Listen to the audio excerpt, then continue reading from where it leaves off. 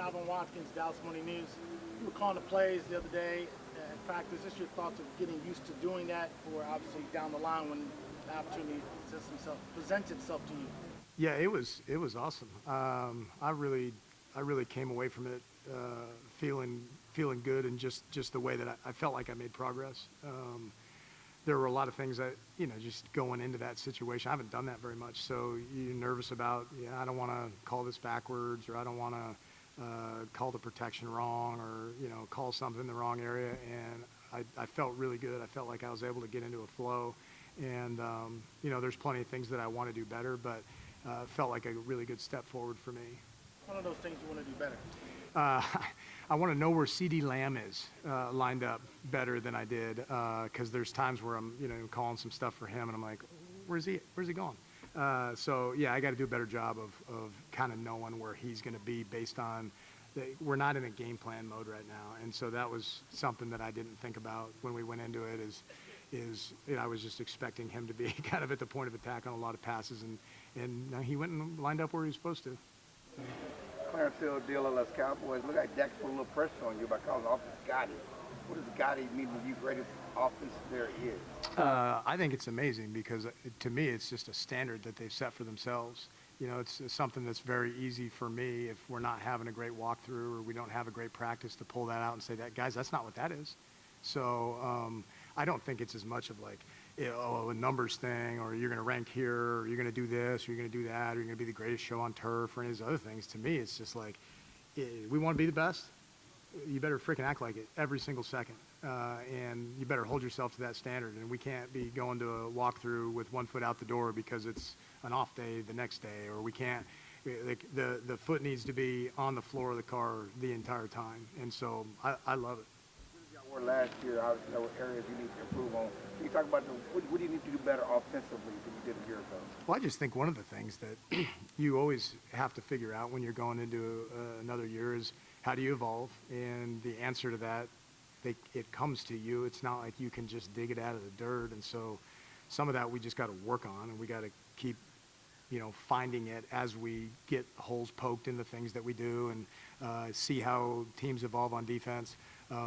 I know that one of the things that I've challenged myself to is like, how do we play winning football? And as I've gotten older and grown into like higher level leadership positions, to me, it's a little bit less about the numbers and how do you just, put attack in the win column. And I think that we're set up to do that now with the way that we operate. Let's play winning football. Let's do the things that it takes to ensure that we win. Clayton Adams with ESPN. Shotty yesterday said there's not going to be a rotation at left tackle, that Klayton has performed well. Obviously, availability has been an issue for him. To have yesterday happen where he's going to be the guy and then he has the elbow thing, is there anything that kind of says, okay, can he get past this at all?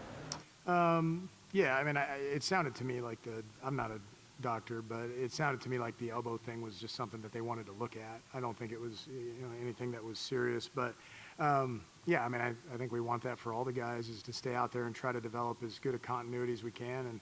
And we're evaluating and trying to make decisions day by day based on what we're seeing. And part of being a great competitor is being able to do it every day. And so if we're seeing good things, then we're going to keep the continuity in the group. If it feels like there's a dip or there's an issue with availability, then then we need to roll guys. And so the first casualty of war is the plan, right? And so we go into the camp saying this is what's going to happen, and things go a little bit differently, and we have to pivot. I'm totally good with that. Sometimes you got to reserve the right to change your mind. With Javonte, obviously had a great first year with him. Are there more things that you think, or what he likes now, whereas last year you kind of figured it out as the year goes along? Is there more things you can do with him in the run game, or is he specific, like these runs he does well at?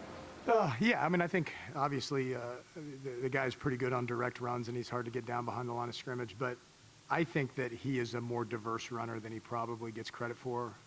I think the guy does a really nice job with some of the outside zone stuff, particularly the weak side. He's got really quick feet.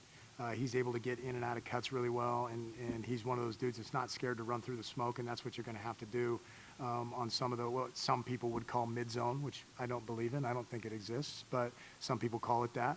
I think he's good at I think he's good at a lot of things. Yeah. John Machado with The Athletic, with Jaden Blue from last year to this year, where would you say you've seen the most growth with him?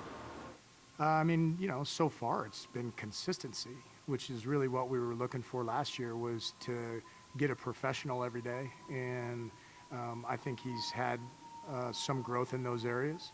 I try to make sure that I talk to him every day and give him some feedback on what I think he's doing good and what he's not doing good, and try to make sure that, some of these guys are 22, 23, 24 years old. And so I just think having the ability, which not everybody does, to have like adults on your roster to say, like, you think Dak would do that? How do you think that he's carrying out his day? How do you think he prepared to show up today? Is a very positive thing for us. And so those are the things that we just got to continue to grow and look for. And so far, there's been a lot of growth. Kind of the same question, but for Ryan Fenoy, going back to that Week 5 game where he kind of broke out, at least us, against the Jets, and now where he's your guy's number 3, where have you seen him kind of grow the most? Yeah, he's one of those guys that came into the NFL kind of as an adult, maturity-wise. Where he's grown is just instincts and understanding the game, and he's a fun player because he totally understands nuance. And so when you just start with a scheme, you have to make it as black and white as you possibly can, so you can go hold the guys accountable. When guys get to the the point where Flo is at in his career, where it's kind of like he's developed consciousness, right? He understands, oh, this is why we're putting that in. And so that's one of the best things he does, is he gets it. Nick Harris, former Star Telegram. The luxury of having that interior trio of Tyler Smith, Cooper Beebe, and Tyler Booker. I feel like last year it was like, yeah, it's going to be great, but Booker's a rookie. Now he's stepping into year 2. Obviously, he has high expectations for himself. How have you guys been able to experiment just with the more mature trio of those guys? Yeah, I mean, obviously the continuity in there is really good. Those guys do a really good job of communicating. I'll tell you, it's been fun watching sparks fly with those guys in the interior that we have on defense, because those guys are big and thick and do a nice job over there too. So I think that the best thing for those guys is that some of the absolute best interior players that we're going to see all year are on our team, and we get to practice against them every day. And so, there's times where we're able to say, like, hey, I told you, you can't do that against somebody who's an elite player, because they get to practice against them every day. George Pickens, the experimenting with moving him around, where is that in the evolution of things for this offense? Yeah, I mean, to me, it's a little bit more of like game plan type thing, and then every once in a while we throw something in there and say, how comfortable is he doing this? How comfortable is he doing that? Right now you sprinkle it in, and then you figure out whether it's something that you can do full time or not. Joe Hoyt, Dallas Morning News. Last year you talked about the communication level with the offensive line, getting to a point where they don't have to actually verbally communicate and they just know. Where are you guys from an offensive line standpoint with that, and how do you go about kind of testing that and ascertaining whether that's where you're at? Yeah, I mean, it is a hard thing to test, because you in a walkthrough you want to hear it when you're standing from behind, so it's not something that's going to get encouraged, but you can feel when they hit that level. It's usually, to me, it ends up happening in sidelines, on the sideline during games of, hey, I'm going to say this, and you're not having to encourage them to do things. With young players, it's difficult. I think when you get the older guys, obviously that's a little bit easier to do. With some of the things that we're doing to try to evolve, it hasn't really been a priority right now. That was something that when I was a line coach, I used to like to do at evening walkthroughs. All right, we can't say anything here. I'm going to give you the play. Everybody's got to know what they're doing. And then joint practices coming up with the Rams and the Saints. From just an offensive line standpoint and just where you want to do from a litmus standpoint, how big will that be? Yeah, I think it's going to be great. Anytime you get the opportunity to test your mettle against another team is a good opportunity. So obviously both of those teams have pretty good fronts that have a lot of high picks on them, and it'll be a great test for us. Tommy Yarsh, DallasCowboys.com.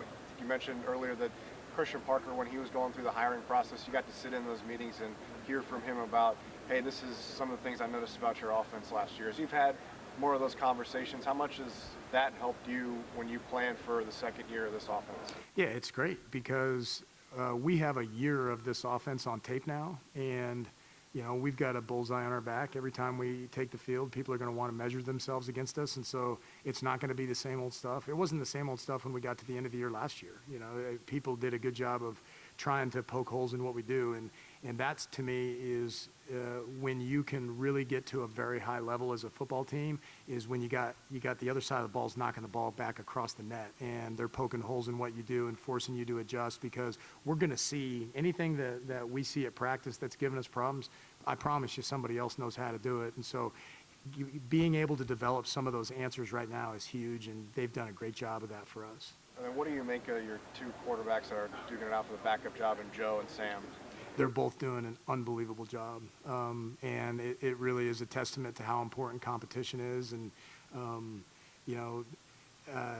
Joe's calling plays a lot cleaner than he has in the past. He understands pass protection a lot better than he has in the past, and being here a year, obviously, with the terminology has been really good for him. And then you look at Sam, who's a guy that started, I think he started 17 games in Washington at one point, and he's been around a lot of offenses. And one thing that you see with veterans that have been around the league is like they start speaking football, and they may not know exactly what you call everything, but they're like, oh no, they called this that, and they already kind of have an idea what it looks like. And it's been really great being in the room with those guys, and also listening to them support each other and help each other.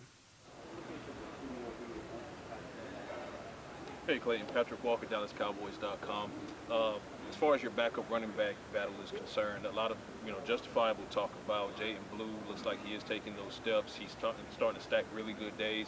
But Phil Maffa is starting to surge a bit. Israel Abanikanda starting to kind of make some waves, and you know what you have in Malik Davis, aka the Holiday Killer, as Shadi calls him. How competitive can this backup running back competition be going forward, and how much fun is it for you as an offensive coordinator? 100%. I think you're exactly right. Everybody in that room has done a really, really good job. It has been a ton of fun to watch. And then to me, the question of how competitive can it be is, I don't know. Let's find out, because all those guys are really doing a nice job. Izzy made a really nice run yesterday where we've been talking to him about just being efficient. Not just running at the line of scrimmage and bending and cutting, like how can I get in and out of a cut so that before it closes.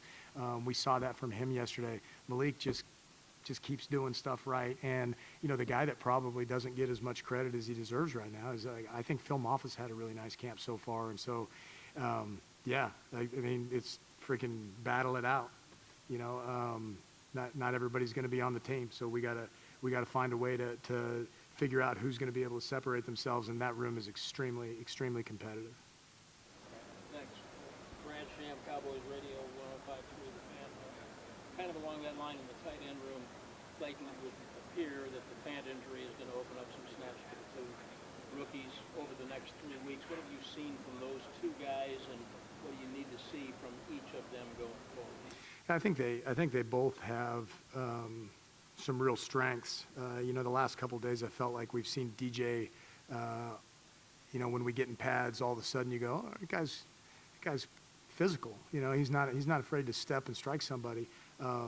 Obviously with Trig, when he's in space, you see some things that not a whole bunch of dudes around the league can do. And so it's with the young guys, it is just constantly 2 steps forward, 1 step back. You think they got something, they don't.